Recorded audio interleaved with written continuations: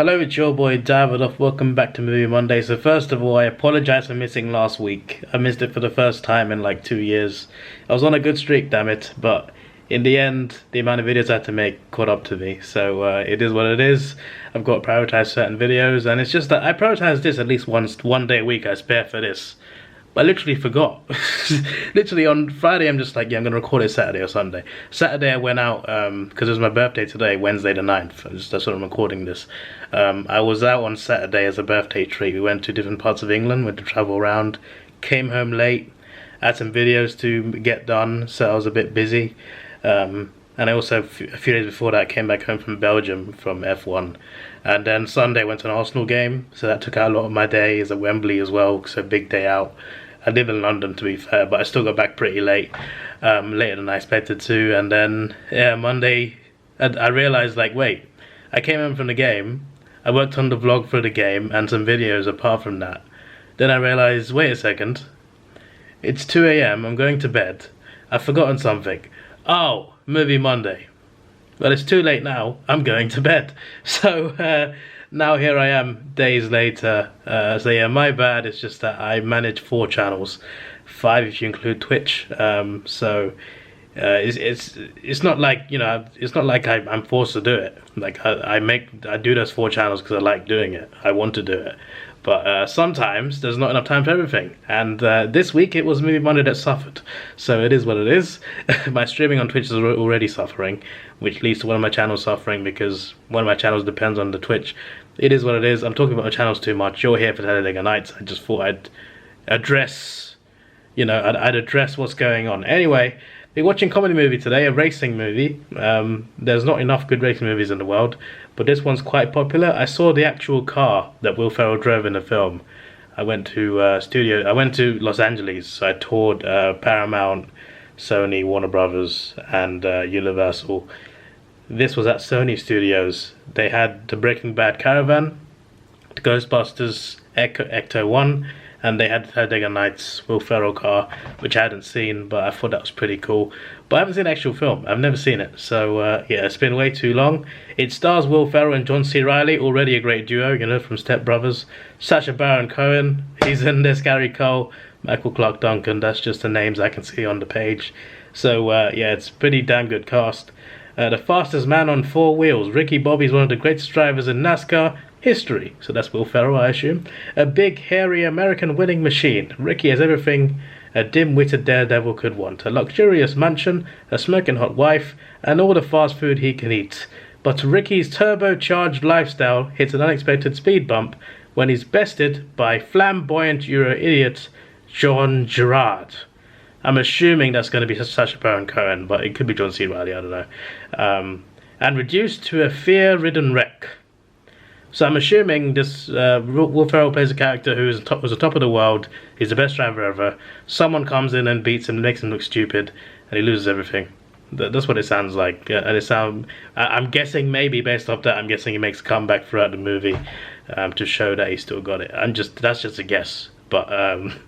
Yeah, that synopsis is interesting, so let's get into it, and hopefully it's good. So, I'm 45 minutes in. By the way, Leslie Bibb plays his wife, and Amy Adams plays his secretary, so that's another good cast, another 2 good cast members there. I can't speak properly anymore.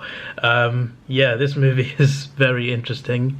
It's definitely not a serious movie, it's definitely a comedic movie, but it works. But oh my word, the comedy is, I guess, unique. It's very over the top. Many of the jokes can be considered offensive, but I don't take it that way. I just consider it to be a funny comedy that's not to be taken too seriously. I think that's the sort of movie it is. It feels like a parody, and it's good for what it is. The comedy, despite being over the top and being crazy, like outright crazy, it is actually really funny. And who can sell comedy that well? Will Ferrell. He can sell over the top comedy so well. And not just him, the rest of the cast, and Sacha Baron Cohen as well.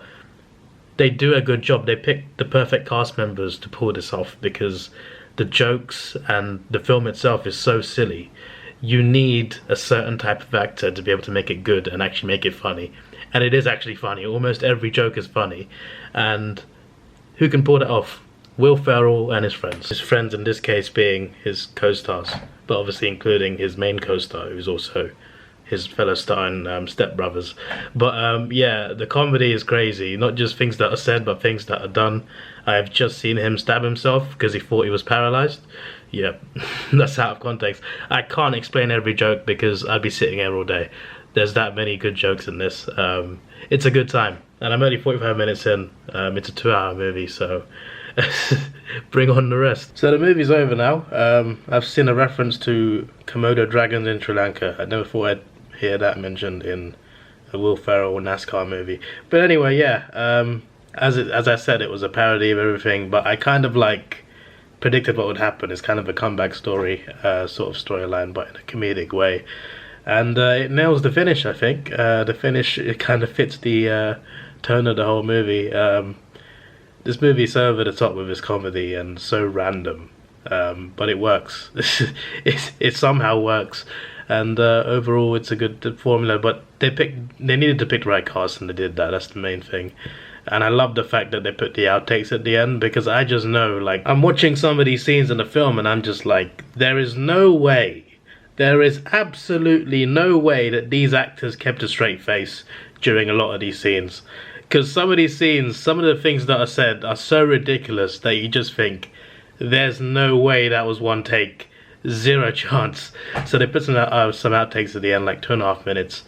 I'm sure there was more than that, but I like how they put, like, obviously in old school comedy movies, they always put the outtakes in, like Rush Hour, for example, and a few other comedies. Hangover, I think, was one. They stopped doing that. You know, I don't know why, but comedies used to always have outtakes in at the end. It would be nice to do that. So it's just a nice throwback to see that, but also I like the fact they put it in there because it makes sense, because the scenes are so silly. There's got to be outtakes. There's also an end credit scene, like right at the end of the credits after the logos. It doesn't really add much, but it does show how much his kids have grown throughout the movie, because his kids' behaviors at the start of the movie are very different to the end. So yeah, they grow up in a good way, shall we say, because it's not just him that's, because he's quite an immature person, and it translates to his wife and his kids. So yeah, I like the whole storyline, and it's like, obviously it's a parody, but there are some good moments in there. There's some good father-son moments, some very bad father-son moments, some questionable best friend moments. There's all sorts of family and friend dynamics in this, and they integrated that quite well with the quite obvious parody comedy that this film is. But I enjoyed it for what it is. I'll give it 7 out of 10. It's not a great movie, but it doesn't take itself seriously. You know, it knows what it is, and it owns it, and it sticks to landing. So fair enough. 7 out of 10. This is your boy Davidoff. Please like, share, subscribe. Thanks for watching. Have a good day, and see you. Let's take it slow. Where you go, I go too. And if you hit the bottom, I'm going down with you. Let's take it slow. Who cares where we gotta be? You know you'll have a good time wherever you're with me. Let's take it